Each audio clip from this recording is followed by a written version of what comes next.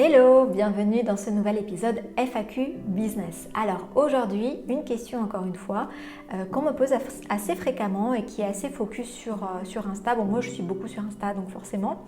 Mais en gros la question c'est combien d'abonnés faut-il avant de pouvoir faire ses premières ventes avec Insta grâce à Insta? Et bien je vais te répondre tout de suite.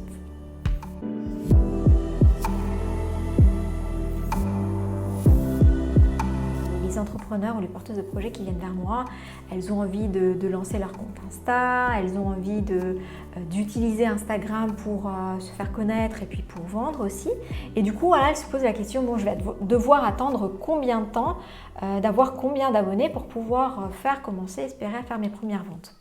Alors, je tiens à casser ce mythe. Cette question, en réalité, n'a aucun sens.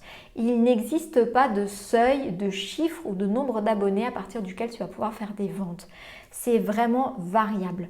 Je peux te donner par contre une idée. Alors, dans ce que je vais te partager, il n'y a aucune arrogance et c'est vraiment, il faut prendre ça comme des faits, hein, c'est très factuel. Mais c'est pour te montrer un petit peu et surtout que tu casses cette idée que, ah bon, au bout de tant d'abonnés, je vais pouvoir faire des ventes, donc il faut que j'attende d'avoir tant d'abonnés pour faire des ventes. Ça ne fonctionne pas comme ça. Donc, pour ma part, j'ai commencé à avoir mes premières clientes qui viennent.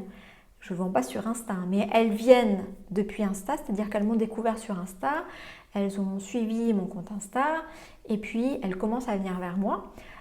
J'avais 250 abonnés, donc c'est très peu, d'accord, on est d'accord, avec 250 abonnés, on se dit bon, on n'est pas crédible, on ne fait pas sérieux, et bien tu vois la preuve qu'on peut faire des ventes déjà avec 250 abonnés. Indépendamment de ça, j'ai des clientes qui viennent vers moi parce qu'elles veulent booster leur activité. Elles ont 3000 abonnés sur Insta, mais elles ne font pas de vente sur Insta. C'est-à-dire qu'il n'y a personne qui vient depuis Insta acheter leur service. Et là, tu te dis, waouh, mais moi je croyais que quand on avait 3000 abonnés, c'est bon, on a décollé, notre business tourne, etc. Eh bien non, ça ne veut rien dire. Alors oui, c'est un peu ce qu'on te vend sur Insta. Il y a vraiment cette image-là où la course aux abonnés, la course aux likes, la course à toutes ces choses-là. En réalité, c'est complètement faux et c'est pour ça que je tiens aujourd'hui dans cet épisode à casser un peu cette image-là, ce mythe-là, pour dédramatiser, te rassurer. Ce qui est important, c'est pas le nombre d'abonnés que tu vas avoir, mais c'est le fait que tu aies des abonnés qui soient qualifiés. Qualifiés, ça veut dire quoi? C'est-à-dire que ces abonnés sont des personnes qui correspondent à ta cible, à ton audience, l'audience que tu vises, ton marché, le marché que tu vises. Et donc, si déjà tu n'as pas de cible, tu n'as pas de marché, tu n'as pas réfléchi à tout ça, et que tu te lances sur Insta, et que tu essaies de faire des ventes, déjà ça ne va pas le faire, tu vois. Donc, c'est pour ça que tu peux attendre d'avoir des milliers d'abonnés et faire aucune vente, ou déjà avec très peu d'abonnés faire des ventes. Parce que tu as bien ciblé, tes abonnés du coup sont qualifiés, mais aussi parce que ce que tu vas proposer en fait sur ton compte doit être attractif, doit être stratégique et réfléchi pour ta cible. Là aussi, si ton contenu, tes posts n'est pas pertinent pour ta cible, tu ne feras pas de vente. Tu peux avoir des milliers d'abonnés, tu ne feras pas de vente pour autant. Donc là encore, c'est quelque chose qu'il faut faire attention.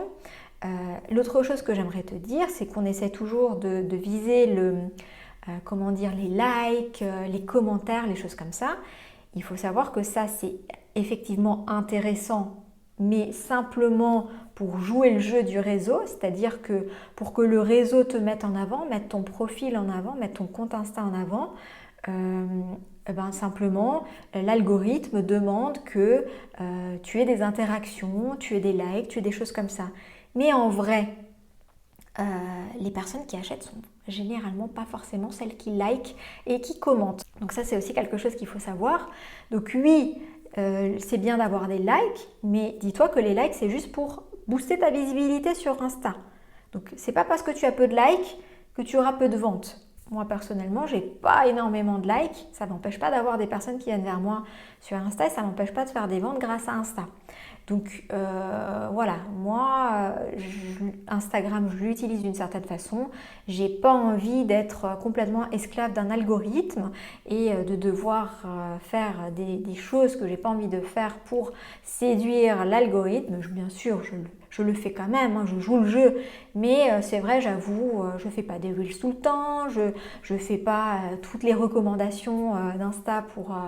voilà, donc, mais c'est ok, ça ne m'empêche pas de faire des ventes. Donc tu vois, là aussi, tu peux dédramatiser, tu peux démystifier. L'autre chose que j'aimerais te dire, c'est que sur Insta, c'est vraiment un travail de fond sur la durée en fait. Il y a des personnes qui potentiellement vont te suivre pendant un moment, en toute discrétion, c'est-à-dire que tu ne sauras même pas qu'elles viennent d'Instagram, elles n'auront jamais liké, elles ne vont jamais commenter, puis un jour elles vont revenir et puis elles vont te dire « Ah, ça fait des mois et des mois que je te suis sur Insta et là, ça y est, je me sens prête à travailler avec toi. » Donc tu vois, voilà, ça c'est possible. Donc vise la durée en fait, vise le travail de qualité sur la durée. C'est un travail de fond. C'est pour ça que Insta, c'est pas un business. On fait pas un business Insta en fait. Ton business, c'est ton business. Insta, c'est un outil que tu vas utiliser pour continuer à promouvoir ce que tu fais, permettre aux personnes de découvrir, etc.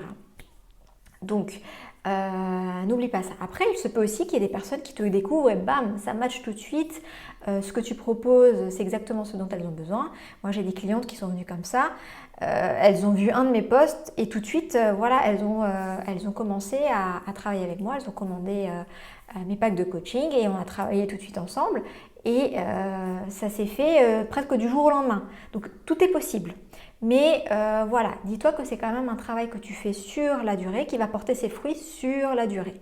Comme ton site web va porter ses fruits sur la durée, si tu fais des épisodes de podcast, des articles de blog, des vidéos, tout ça, ça continue à porter ses fruits sur la durée. C'est des petites graines que tu vas semer comme ça et qui au fur et à mesure vont porter ses fruits.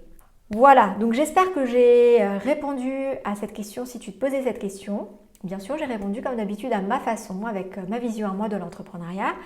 Et c'est peut-être pas la même façon, la même vision que d'autres entrepreneurs qui des fois te vendent une vision très fantasmée de la réalité des choses. Donc bon, c'est pas grave, c'est ok, mais voilà, si tu me connais, tu sais un petit peu mon approche et ma vision un peu plus concrète et holistique de l'entrepreneuriat. Et puis si tu me découvres dans cette vidéo, bah écoute, enchantée, voilà, tu découvres un petit peu ma méthode. Si tu veux en savoir plus sur moi, tu auras tous les liens dans le descriptif. Et moi je te dis comme d'habitude à la semaine prochaine pour le prochain épisode. Ciao ciao.